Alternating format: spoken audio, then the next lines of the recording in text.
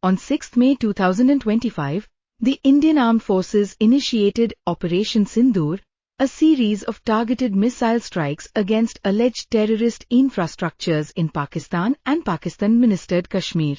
This decisive action was in direct retaliation for the brutal Pahalgam attack on 22 April, where 28 civilians, predominantly Hindu tourists, were killed by militants linked to the Resistance Front, an offshoot of Lashkar-e-Taiba Operation Sindoor focused on neutralizing 9 identified terrorist facilities associated with groups like Jaish-e-Mohammed and Lashkar-e-Taiba.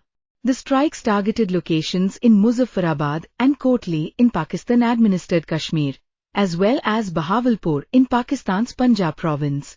India emphasized that the operation was carefully calibrated to avoid civilian and military casualties, aiming solely at dismantling terrorist infrastructures. According to Indian sources, the operation resulted in the elimination of over 70 militants and significant damage to terrorist facilities.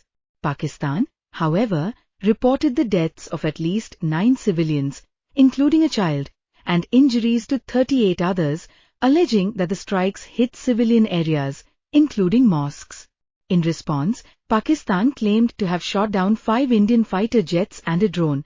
Though India did not confirm these losses, the operation marked a significant escalation in India-Pakistan tensions, with Pakistan labeling the strikes as an act of war and vowing retaliation.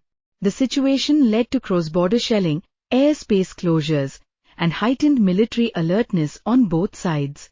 International leaders, including UN Secretary-General Antonio Guterres and US President Donald Trump, called for restraint to prevent further escalation between the nuclear-armed neighbors. Operation Sindoor underscores India's shift towards a more assertive counter-terrorism strategy, focusing on precise, intelligence-driven strikes to dismantle terrorist networks without broad military engagement.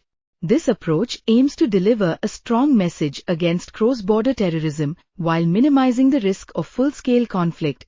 As the situation remains tense, the international community continues to monitor developments closely, urging both nations to engage in dialogue and de-escalate the conflict.